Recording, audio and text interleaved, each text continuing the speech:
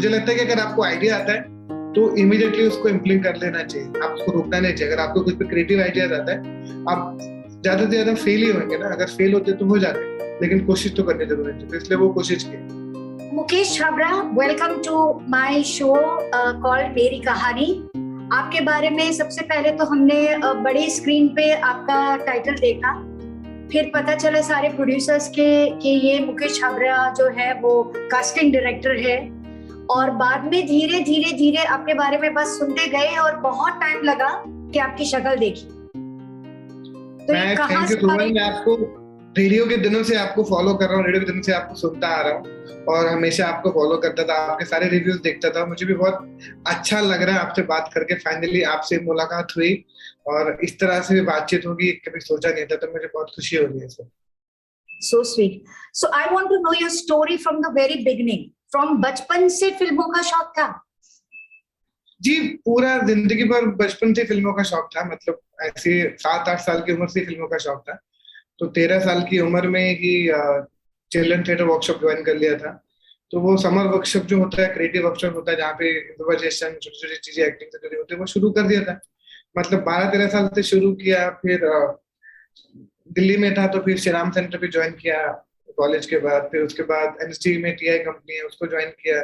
मतलब इस फील्ड के साथ मैं 12 साल की उम्र से जुड़ गया था। इसमें मतलब मैं DD1 दूरदर्शन में छोटे छोटे काम होते थे वो भी करता था, कृषि दर्शन भी करता था, बैकग्राउंड डांस भी करता था, प्रोडक्शन रनर भी था। तो बहुत जितना भी इस लाइन से जुड़ा हुआ जो जो काम है, जैसे बहुत पहले आपको याद होगा टेलीफिल्म बना करते थे दूरदर्शन के लिए, बहुत सारे टेलीफिल्म बना करते थे, तो उस पर भी काम करता था। और चाइल्ड एक्टर भी बहुत सारा काम करता। तो अशोक चक्रधर जैसे लेके जितने भी दिल्ली में जितने भी लोग थे उन सबके साथ बहुत काम करता था। तो धीरे धीरे करते करते इस फील्ड में ऐसा जुड़ता रहा, नाटक करता रहा, फिर थिएटर में ज्वाइन कर लिया, फिर श्री राम खत्म किया, NSDTI में आ गया, वहां पे बहुत साल नौकरी किया, बच्चों की कंपनी में काम किया।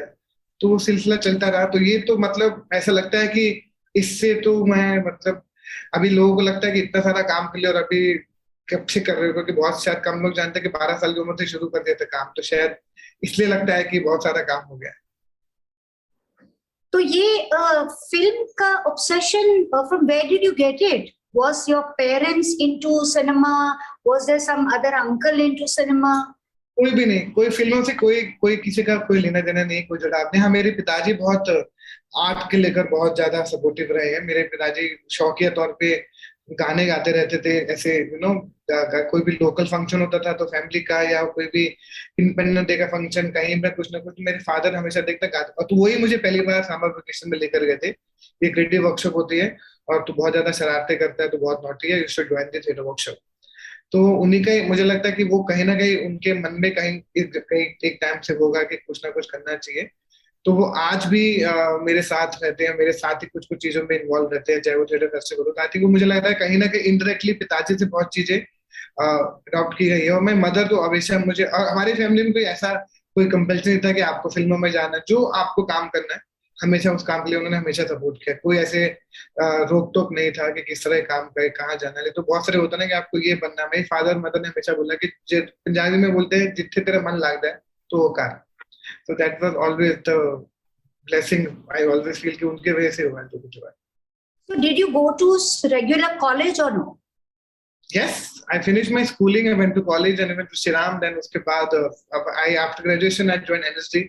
तो वो तो पूरा प्रोसेस पूरा पढ़ाई सबको दिल्ली से किया। And I was also very good at cricket. तो मैं बहुत ज्यादा क्रिकेट भी खेलता था अंडर 14 के लिए दिल्ली में। लेकिन द प्रॉब्लम की कुछ किसी परिस्थितियों की वजह से, फाइनेंशियल परिस्थिति की वजह से कंटिन्यू नहीं कर पाया। तो फिर ऐसे फिर वर्कशॉप में चले गया, बोला कि इस काम पे आप ज्यादा फोकस कर रहे हैं, तो वहां से शुरू किया। What made you think of a casting agency?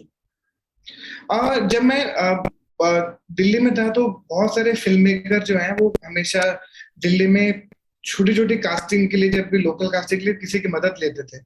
तो किसी ने बोला कि मुकेश से बात कर लो, विशाल सर ने बोला, किसी को बोला, मुझे विशाल सर से मिलवाया, तो उनकी फिल्म में हेल्प किया। तो जितने भी फिल्म मेकर थे वहां पर, वो मैं उनके लिए मैं एक दो बच्चे कास्ट करता था, रेकमेंड करता था, सजेशन देता था।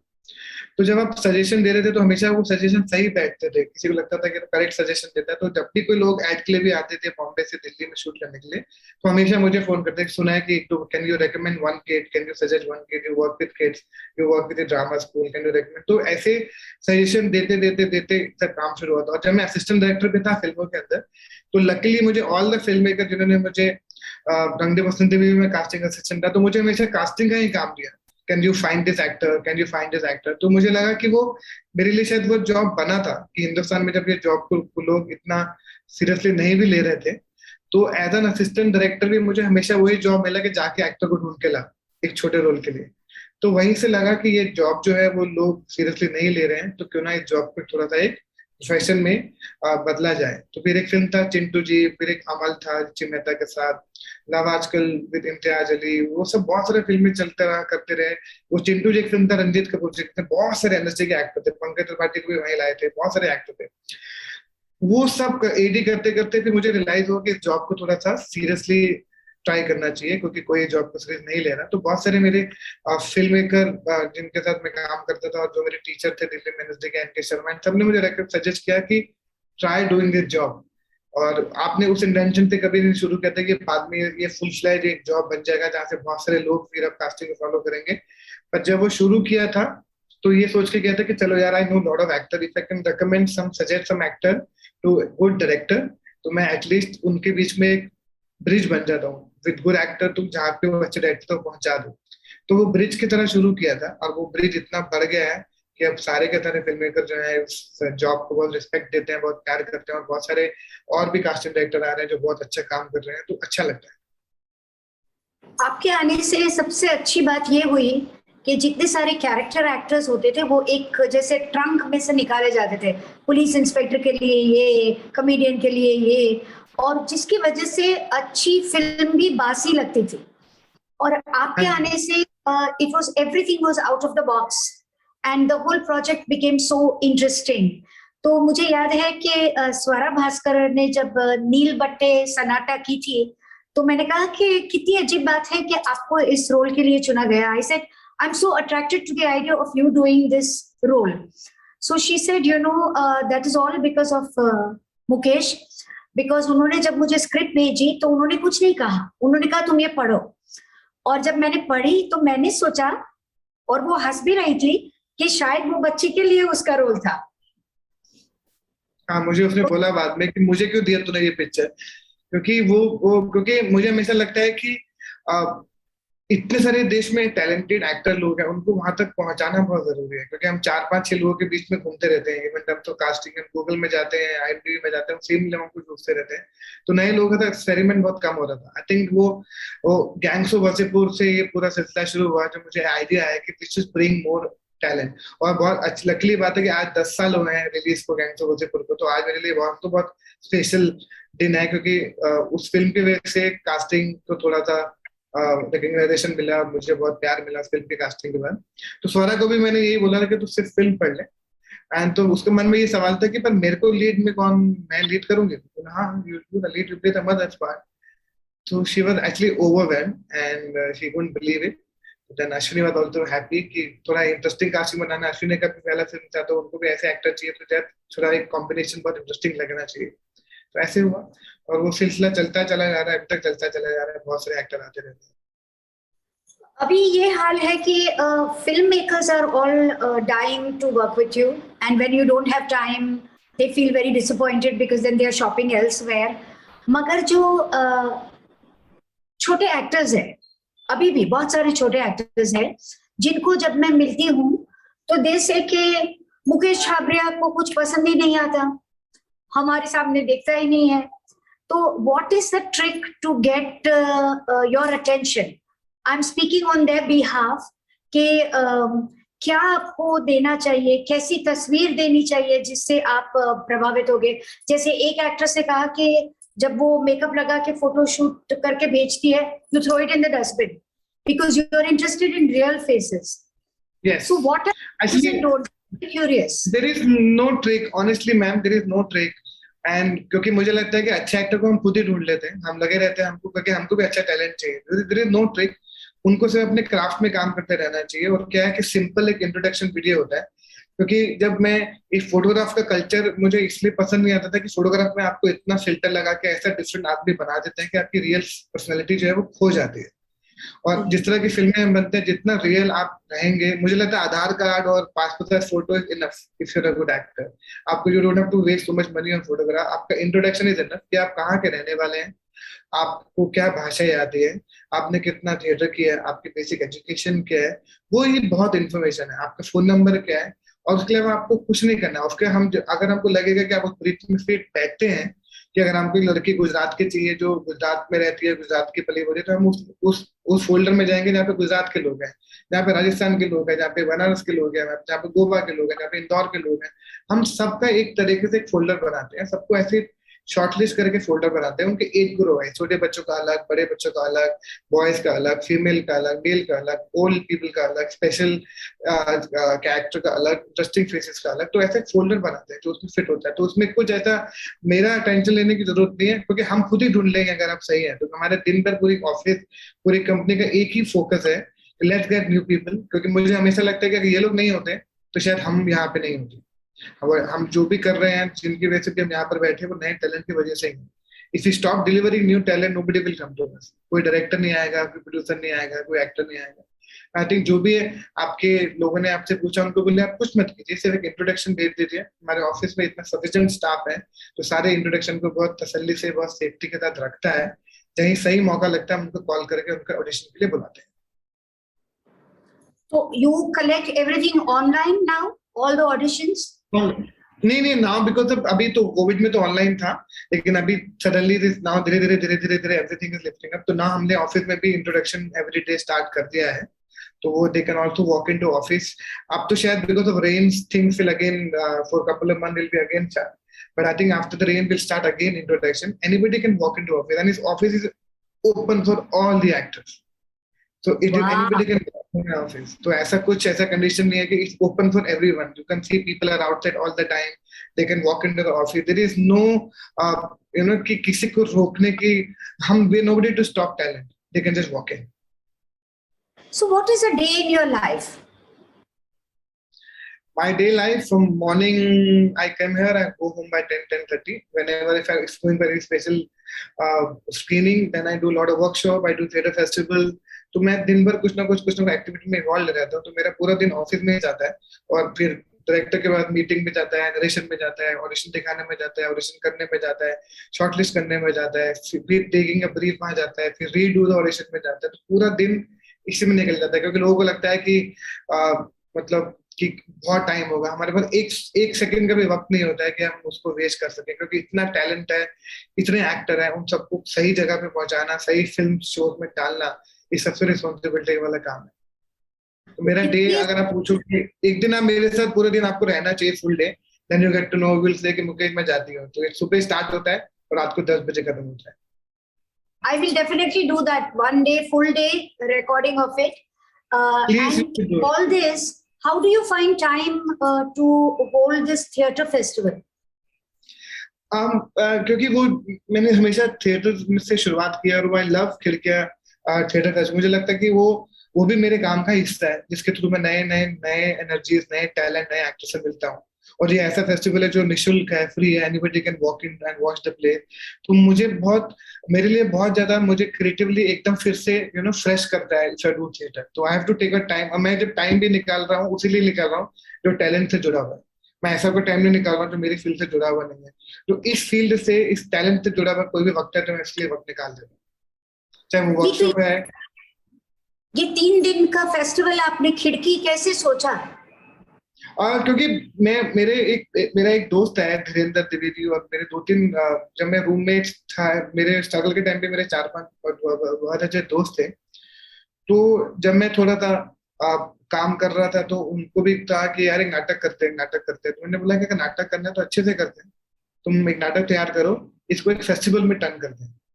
तो भी मेरे जो 4-5 दोस्त थे, उन्होंने अलग अलग नाटक तैयार किए, जिसमें एक इश्तियाक था, एक धीरेन्द्र द्विवेदी था, जिसमें ये 5 लोगों ने नाटक तैयार किए। अब हमने बोला नाटक तो तैयार हो गया, अब इसको कैसे लोगों तक पहुंचाया जाए। तो फिर लगा कि ऑडिटोरियम बुक करते हैं और फिर लोगों को बुलाते हैं कि फ्री नाटक देखिए। और हिंदी नाटक बहुत कम लोग यहाँ पे करते हैं, तो ऐसे शुरुआत हुई थी। वो कब पूरा एक फेस्टिवल में टर्न हो गया कि वो 5 साल हो गए, उसके 5 फेस्टिवल हो गए, 5 सीजन हो गए, पूरी इंडस्ट्री ने सपोर्ट किया, थिएटर ने सपोर्ट किया, नसीर भाई ने इसको इनॉग्रेट किया, जितने भी इंडस्ट्री के एक्टर है सब ने आकर सपोर्ट किया, शबाना मैम ने सपोर्ट किया, कबीर खान से लेके इम्तियाज, कश्यप, सब लोगों ने इसको इतना प्यार दिया कि ये बहुत इंटरेस्टिंग प्लेटफॉर्म है जहाँ पे नया टैलेंट भी देखने को मिलेगा और नाटक भी देखने को मिलेगा। I also get to see more new talented. तो ऐसे शुरुआत हुई थी, एक दोस्त ने बैठे बैठे बोला कि मुझे नाटक करना है तो करो। तो बस ऐसे ही होता है। मुझे लगता है कि अगर आपको आइडिया आता है तो इमीडिएटली उसको इम्प्लीमेंट कर लेना चाहिए, आप उसको रोकना नहीं चाहिए। अगर आपको कुछ भी क्रिएटिव आइडियाज आता है, आप ज्यादा से ज्यादा फेल ही होंगे ना, अगर फेल होते तो हो जाते, लेकिन कोशिश तो करनी जरूरी थी, तो इसलिए वो कोशिश किया। बहुत अच्छी बात है।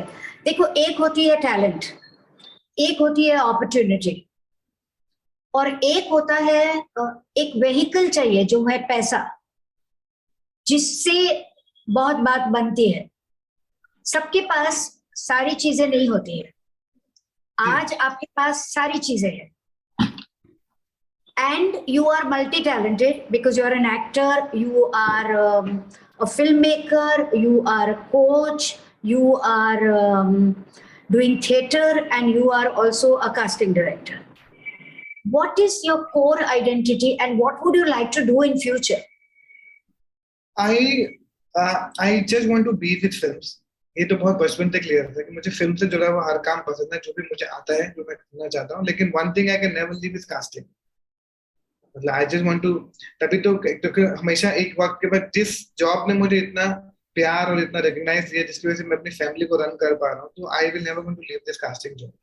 ऑब्वियसली मेरे workshop, theatre festival, film writing, वो एक एक्सटेंशन होता है आपके काम का, लेकिन कास्टिंग जो मैं जिंदगी भर करता रहूंगा। और ऑफ कोर्स मुझे फिल्में बनानी है और फिल्में बनानी है, फ्यूचर में और फिल्म बनानी है, पर कास्टिंग जो है वो मैं कभी छोड़ नहीं सकता। मुझे हो सकता है वो मुझे कास्टिंग मुझे भी नहीं छोड़े, क्योंकि even if I try living the casting, मैं वापस उसमें घूम फिर के आ जाता हूँ।